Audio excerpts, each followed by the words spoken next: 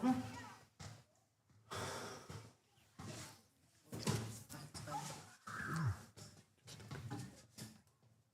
Okay, I guess we're online. We are, yes. First of all, Hi. a very heartful welcome in our stream. Thank you for joining us here today. Yeah. You can just go and introduce yourself. You can do that much better than I can. Okay, so I am 74 years old. My full life, I'm doing chess. I started it from 6 o'clock when my father showed me how pieces are moving. In my family, we were 4 children. So one day he brought a chessboard and put it over the board, all of pieces, and he explained how pieces are moving. So, and it was done for life for me. Even any day, if I was not playing chess or I was not doing something for chess, for me it was a lost day. So I remember I once read a quote by Mikhail Tal. He said, there are some people who are immune to the chess disease and some are not. So you would consider yourself to be not immune? Yes, exactly, yes. So it's kind of when the first love, you know, something happening and it's something magic happens with you. I guess we're all kind of the same people here. I guess everyone is kind of affected to the chess disease. So, and your siblings, they were not. Did they become chess players too? My kids. Your kids? No. And your brothers and sisters? No, they like it very much. My brother, especially, he was trying to play, but not professionally. He's a good player, maybe first category player, but not more. I remember that we were doing in our family chess tournaments also. We were playing tournaments, and it was going this way. But my parents, they were thinking differently. They thought that it will be better if you start to study music, you know. So, I see. Yeah. And I was suffering for years with violin, but finally my father understood that I love really chess and I want to study chess, and he brought me to chess school, where director of this school was Victor Goglidze. He was first Georgian master. So this happened in Tbilisi? In Tbilisi, yes, in Georgia, in Tbilisi. So, the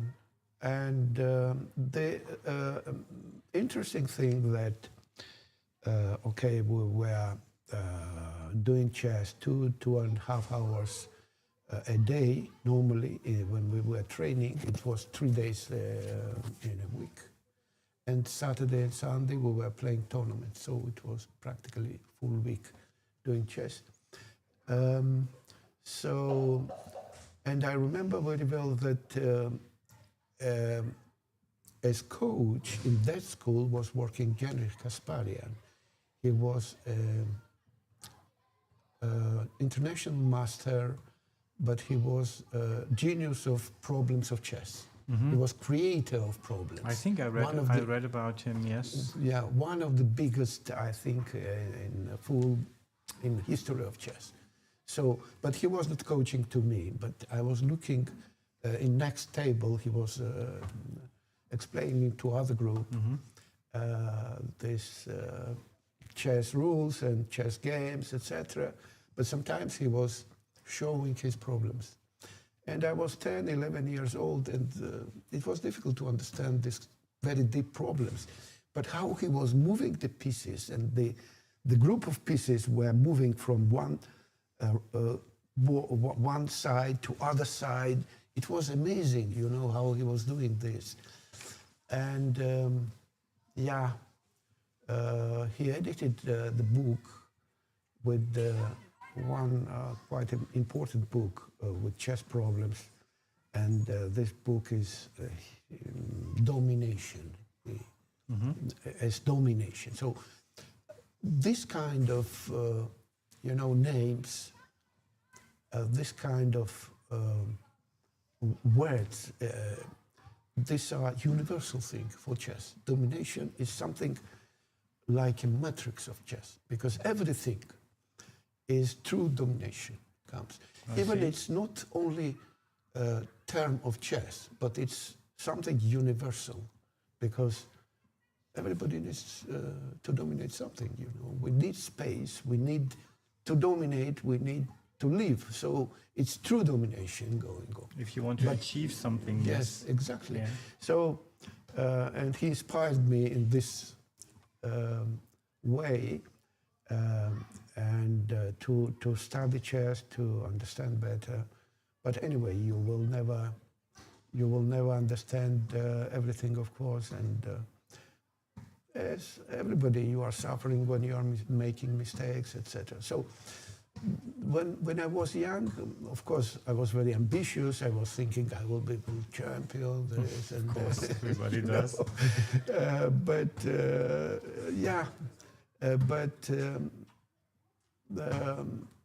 It's very difficult. So many people, they are trying their best to play. Many of them are great talents, great talents. And in Soviet Union, in that moment, in that decades, there were a group of chess players, genius chess players like Botvinnik, Smyslov, Tal, Korchnoi, Spassky, the group of people who was dominating it was difficult to enter in this group. Of course, impossible for other chess players, but they were trying, of course, fighting. I won two times Georgian chess championship. I remember very well that in one of these championships played Mikhail Tal. When he was, he had a lot of hospitalized. Yes, yeah, he had a lot of problems, and he went in. He was living in Latvia, but he went in Georgia. They operated him, and he played also Georgian championship. I remember this game which I played against him. I was lucky I didn't lost. I drew this game, and we three people won the championship. This was first Georgian Grandmaster Bukhuti Gorganidze, then Roman Djindikhashvili. He became very famous also player. He emigrated to the US later, yes, right? He's living there. He wrote few very important books for chess theory. And he was very, very talented. He was my friend. We were very friendly. He was a little bit elder than me. And these memories. But I started to coach very young, when I was 24. I remember that one of the organizers of chess in Georgia, he offered me to start to working with young girls. I remember that. You didn't really want to, right? Yeah, it was it was difficult to say no for me. Full life, to say no. It's not working my way, I can't do this. I feel you. So I agreed, and we started, and she was a very talented girl. She very soon got fantastic results. She won the European Championship young, then as young players 2 times. Then she went in Soviet Championship and shared second place after, it was second, third. Yeah, she was 14, 15 years young lady, and just. So then I started to work with Nona Gaprindashvili. She's 5 times world champion in Georgia, and so step by step it became my main job, to. But that kind of must have affected your own chess career, right? Sure, of course. Didn't it kind of sadden you?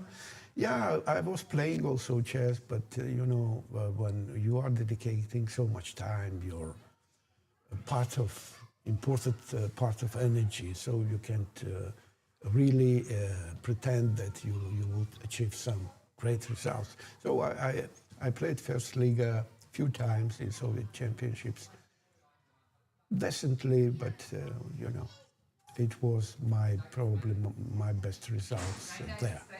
So, but as chess coach, I became it became really important for me.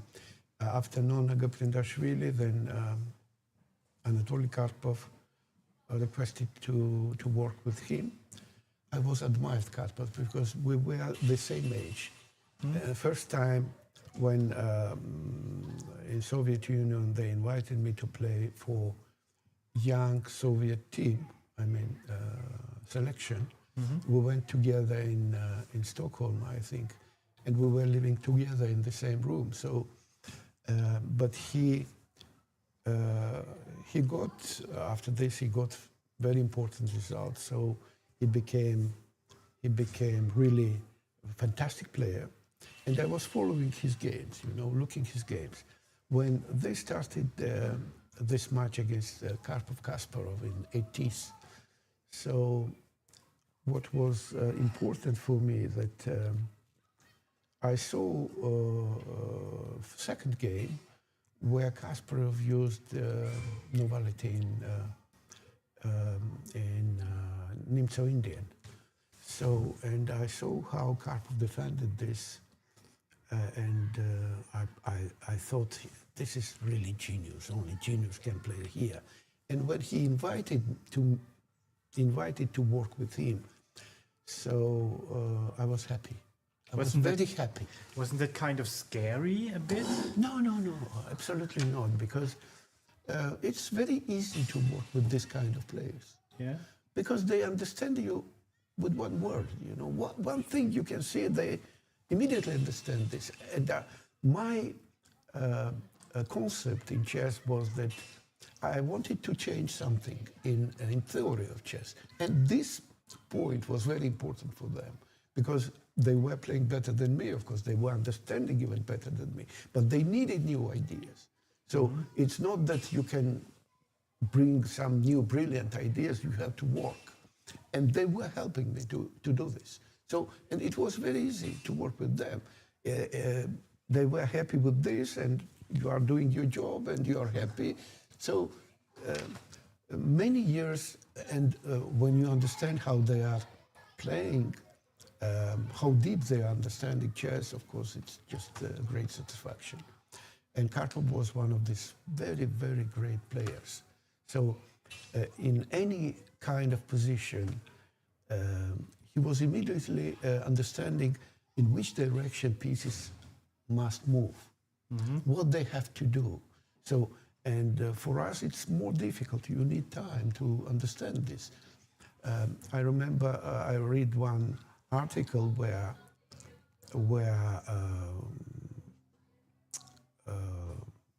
this author was explaining what Capablanca did in one moment. Yeah. So in some tournament, I don't remember now what kind of tournament, two guys were playing. They were analyzing the game, and Capablanca was there. So suddenly one of them, maybe Tartakov, he asked to Capablanca, "What do you think about this position?" And Capablanca looked the position and thought, "Oh, you have to play this, and then this, this plan, and this."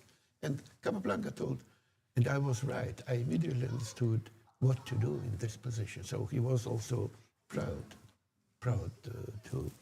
And this is one of the important and probably main point of great chess players, real champions like Capablanca, Lekin, Karpov, Anand, Fischer, Kasparov.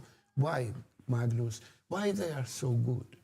Because of this natural talent, which we try to develop. They have it in their spirit, in their soul. So, and for this reason, they are playing so fast. They they have huge advantage because of this, because these games, you know, they can develop so easy and so fast. It's not easy, but it looks easy for them. It doesn't mean that only this type of players are becoming world champion. For example, Botvinnik was not speed player. He was different, but he was kind of, when he was thinking about position, he was absorbing it globally. So understanding the strategical plan, long way plans. Have you ever played him, Botvinnik? I played only in Simon. By the way, when I was 13 years old, I played and I beat him. And it was kind of, you know, revolution for me, because winning to Botvinnik and this. And so, and in my chess life started new page, you know, some kind of. I understand. This is So, but then when I was working with this young girl, so she became very famous. Botvinnik invited my pupil to his school and also invited to me. So we went together in Moscow, and Botvinnik invited in his house. We had together meal. He was very kind with us. He spoke interesting things, and many people is telling that he was a little bit, you know, brutal person, strict. and his brutality in his behavior, whatever. But with us, he was very kind. You know? And also, I started to learn his games. I saw his games, how deep he was. His in a generation called him bulldozer. You know why bulldozer? Because when he wanted to make some plan, nobody was able to stop him. So he was doing this plan. Why he was doing this? Because it was right way. You know, it was something. And also, these plans still are working in chess. It's not that now we have new technology, computers, and we are refuting them. No, but the ideas, the mechanisms were right. This was very important. So, in general, human understanding, human feeling of chess is right. But we are making mistakes, you know, in some Details. stupid way, you know. So, but our feeling, our concepts are right. So this is very important. And also, computers, they are showing that what was done in history of chess, this is very valuable. But of course, now we have engines, and we have to check our ideas, so they are finding everywhere that you can't get any advantage, you know. So every time he can just stop this, but also he's showing how deep is this, you know, how different is also this computer understanding, and that we are very far to get the same, I mean, not same understanding, it's impossible, because the way how he gets it, it's through calculation, and our weapons are different. So what kind of weapons we have? We have calculation, we have experience, we have intuition, we have knowledge, and we have some advanced knowledge if we are working in some direction, so it's an advanced knowledge. So these weapons, which we are using normally in chess, and also fantasy and natural talent, whatever, which we are using in chess, you know, sometimes we are getting inspiration and playing some great games, but Anyway, I think that we have to look a lot and engines to understand better and better, and to open also different parts which suddenly shows this kind of technology, new technology. You mean to kind of merge their calculation Yeah, power with yes. human aspects of playing? Yeah, human aspect. In general, as I told, in general, we have good concepts.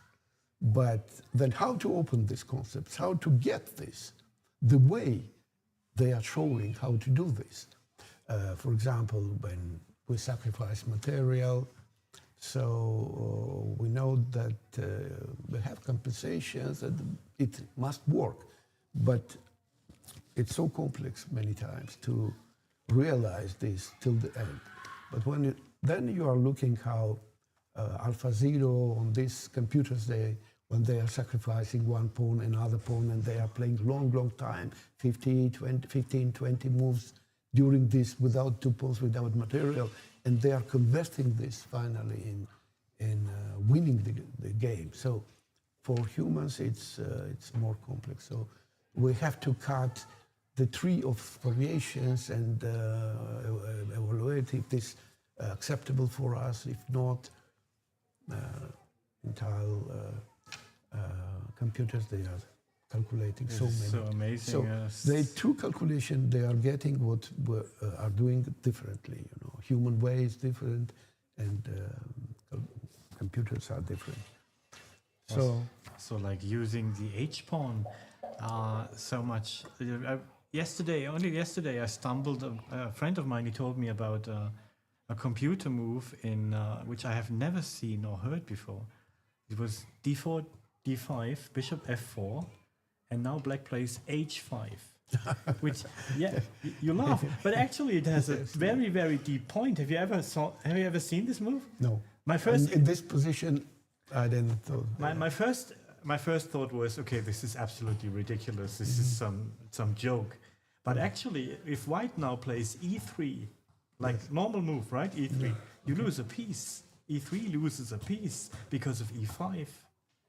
If you take with the G5, bishop, H1. yeah, because if you take with the bishop, then f6, g5, and h4, and if you take with the pawn and g5 and h4, you're losing a piece. So it's not that bad, actually. Yeah, they are showing some very, the things, very concrete things, which even you can't think about. Nobody would ever have come up with h5, I'm pretty sure, and Botvinnik surely would have If they are damped it. doing, for example, once, I think one British player played against Karpov a3 or h3. A6, b5, miles, yeah. yeah.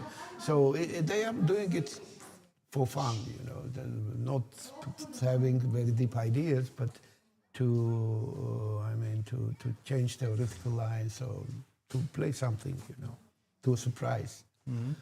So anyway, this is life through chess, So you are living, doing things, and this chessboard is there forever, something like this.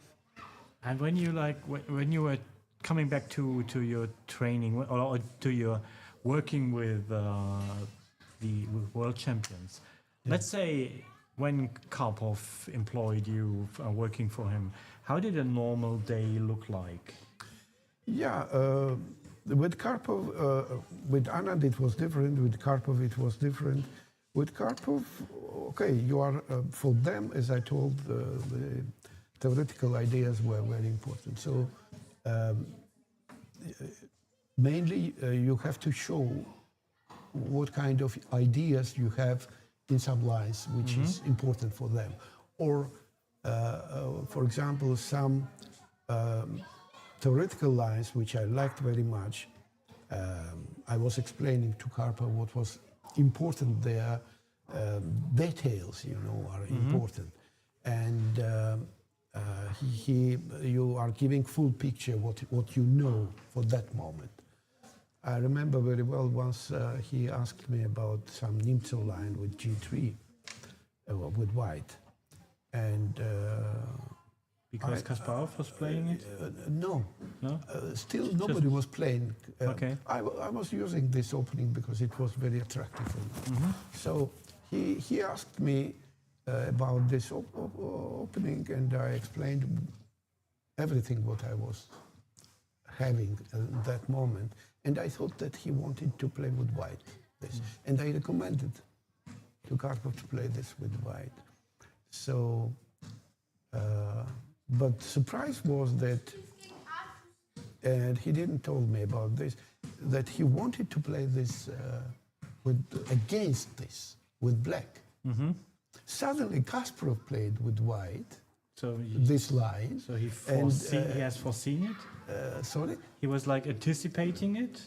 You think so? I don't know. It's simply, you know, many times they have some concepts and they are not explaining you that I want to play this or that. Simply, they want to know what you know. You know? So I see. And with Karpov worked a lot of people, you know, so many coaches, different coaches, they had different knowledges in opening, so it was very useful for him. He had all of theory maybe this way, yeah, I know everything. What is the situation in chess world? They had it in their hands, you know, so. And also, when you play something, it's not that you know everything. Of course, you have some dark points, and I tried also explain that there is something which is not working, but I feel that it's good, you know, in general. So Kasparov played against him, and Kasparov improved my knowledge in some stage, because he went deeper in lines where I stopped in some moment. I see. And yeah, he beat him. He beat him in one game, and another game went in draw. Then Karpov started to play Queen's Queen's Gambit refuted. You know, so it was pleasure, as I told, working with him, because it was very easy and very nice to find new ideas, to try to change something, because it's kind of how he interprets your idea, you know. And he was improving this every time. Over the board, he was finding even better move orders to play the idea. This move order is better than in that one. So, I see. So he was great, one of the great champions, no doubt. But with Vichy it was different, you know. He was kind of electronic. When we were analyzing first time, he offered me in '94 to work with him. I was in Spain in that moment, living in Spain. So, and he was coming to. He had very good friend, good family. He was coming very often there. So, he offered me to work with him. And when we started to analyze some positions, suddenly, when I was offering some move, he was offering me 8-10 moves immediately. No, this, that, this. I was amazed how I can work with this guy, who responds in seconds 10 times. You know, this and that. But it's just after 2-3 times I understood that the point was that not in speed, but in good idea. Once you are able to give this idea, then it's Just a second. Just a second.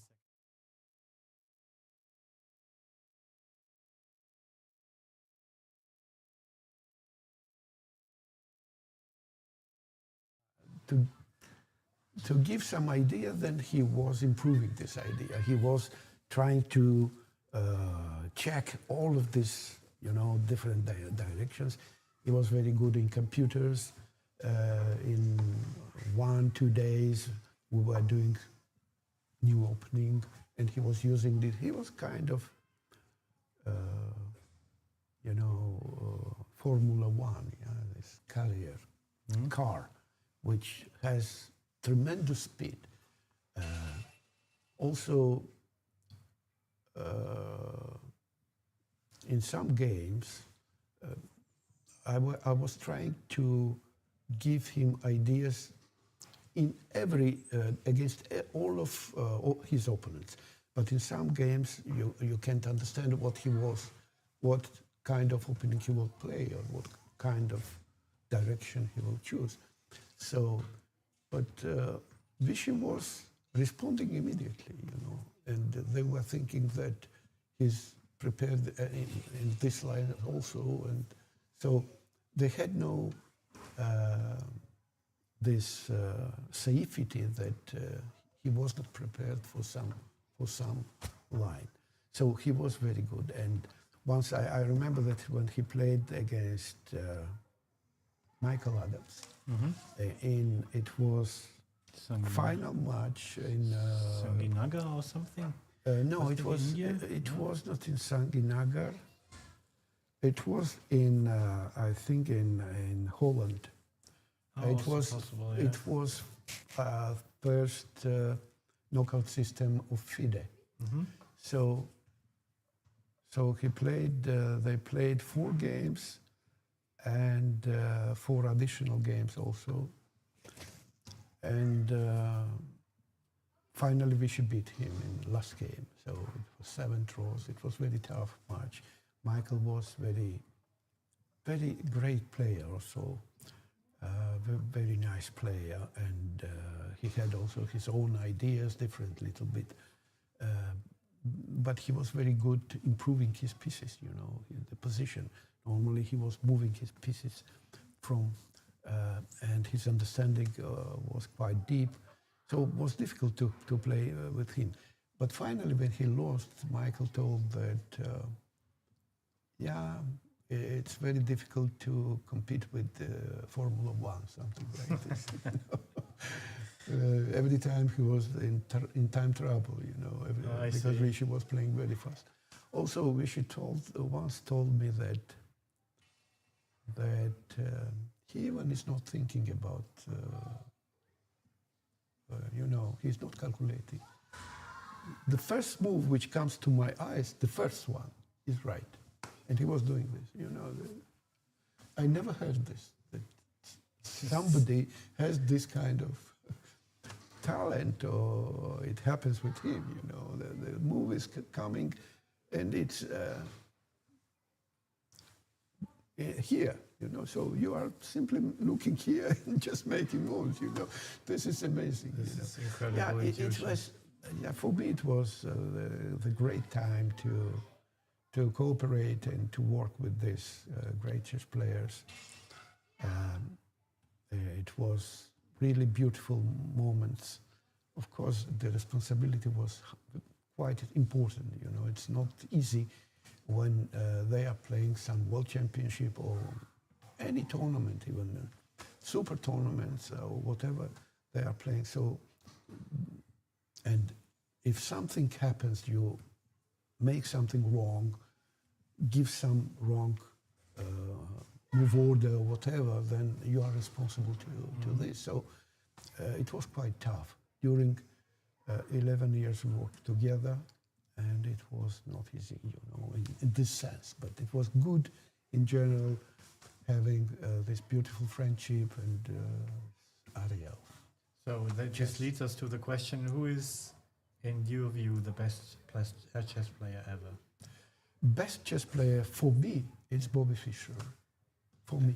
Have you ever played him or met him? No, I never played, but our generation, when we were young, so he became like something which I was thinking that he was a perfect chess player. Also, when he was winning his matches or playing something, and he was doing moves, and I discovered it a little bit later, his strategy was absolutely brilliant. His strategical understanding was brilliant, but also I think he was the best in calculation in history of chess. His technique in last years became absolutely perfect. So he was not making mistakes.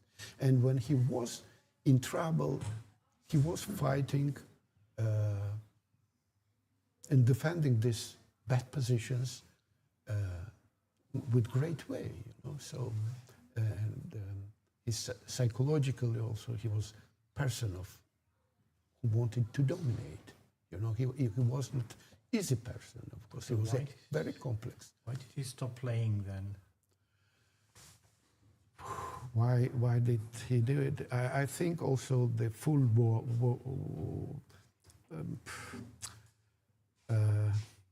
no, he put it his conditions, He put it his conditions. He thought he wanted, he will play if they accept his conditions.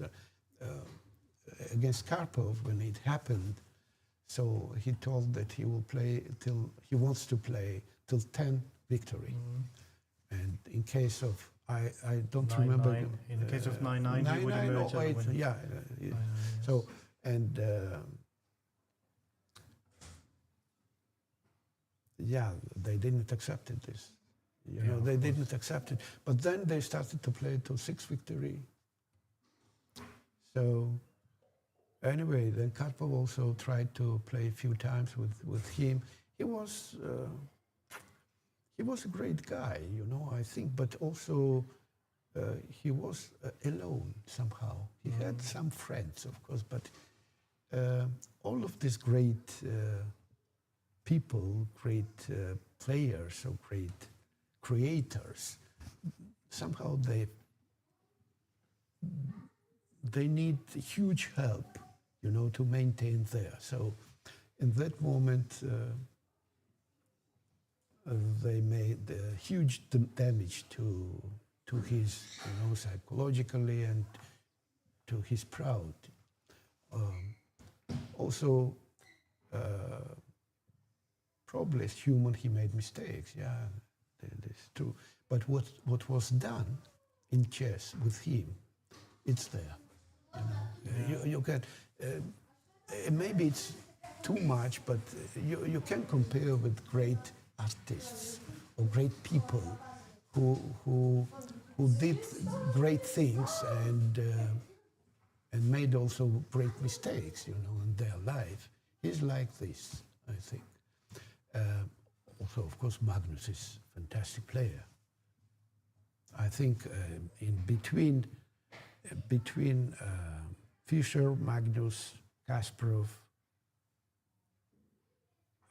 these are 3 greatest players in history of chess. But I prefer Fischer. I understand. So you mean like this Fischer, like coming back to him, this loneliness kind of hardened him inside? Yeah, sure, because also, the Soviet chess players, it was a team, it was one player.